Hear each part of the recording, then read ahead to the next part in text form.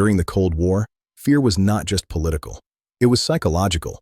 As tensions between the United States and the Soviet Union escalated, American intelligence agencies became obsessed with a single question. What if the enemy could control the human mind? This fear gave birth to one of the most controversial research programs in U.S. history. Behind every moment lies a scientific wonder. I'm Kale, and welcome to SciCurious, where curiosity meets science. Its name was MKUltra. Officially launched in 1953 under the CIA's Technical Services staff, MKUltra was not a single experiment, but a vast network of over 140 subprojects. Universities, hospitals, prisons, military facilities, and private laboratories were all quietly pulled into its orbit. Many researchers involved had no idea they were working for the CIA at all. The goal was ambitious and disturbing: to discover methods for controlling human behavior.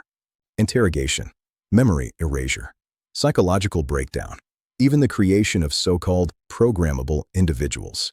At the center of MKUltra was the belief that the human mind could be dismantled and rebuilt.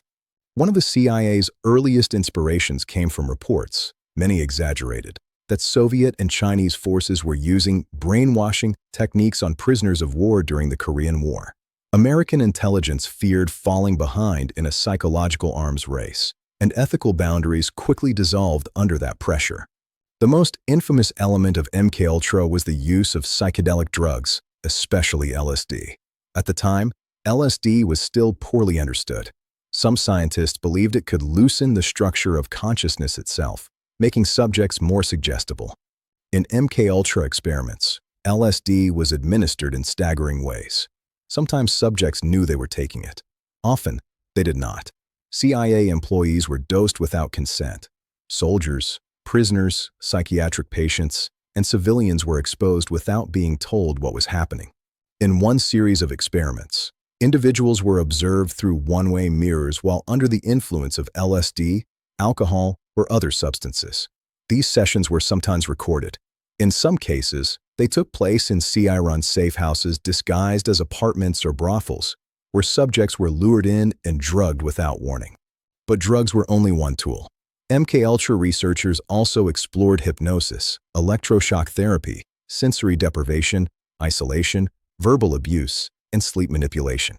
Some experiments attempted to depattern the mind, breaking down a subject's personality through extreme stress before attempting to implant new behaviors or beliefs. Scientifically, many of these methods were deeply flawed. Results were inconsistent, difficult to replicate, and often meaningless. But the human cost was real. One of the most tragic cases involved Dr. Frank Olson, a U.S. Army scientist who was unknowingly dosed with LSD during a CIA retreat in 1953. Days later, Olson suffered a psychological breakdown and fell to his death from a hotel window. Decades later, his family would learn the truth about his involvement in MKUltra. For years, MKUltra remained hidden from the public.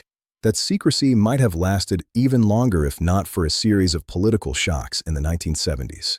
In 1973, CIA Director Richard Helms ordered most MKUltra files destroyed, but some documents survived by accident, stored in the wrong financial archive.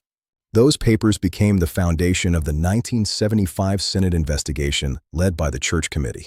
What the committee uncovered shocked the nation. The CIA had violated its own rules. It had ignored informed consent.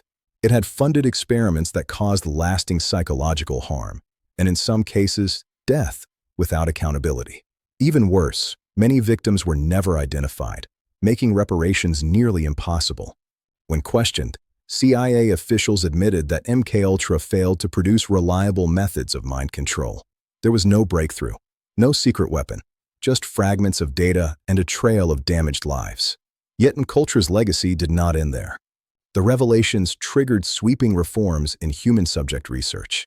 Institutional review boards, informed consent standards, and ethical oversight became mandatory in government-funded science. Modern psychology and neuroscience ethics were shaped, in part, by the failures of MKUltra. Ironically, legitimate research into psychedelics would later return, this time under strict ethical frameworks, revealing therapeutic potential for PTSD, depression, and addiction. But the shadow of MKUltra still lingers, serving as a warning of what happens when fear overrides science. So is MKUltra mind control? No, not in the way conspiracy theories often suggest. There was no ability to remotely command thoughts or create perfect human puppets. But MKUltra was real. Its experiments were real, and the suffering it caused was real. It stands as a case study in how science, stripped of ethics, can become a tool of harm rather than understanding. If secrecy had not cracked, we might never have known. And that raises a final question worth asking today. How many lines should science never cross, no matter how afraid we are? Science is everywhere if you just know where to look. Thanks for watching SciCurious. Until next time.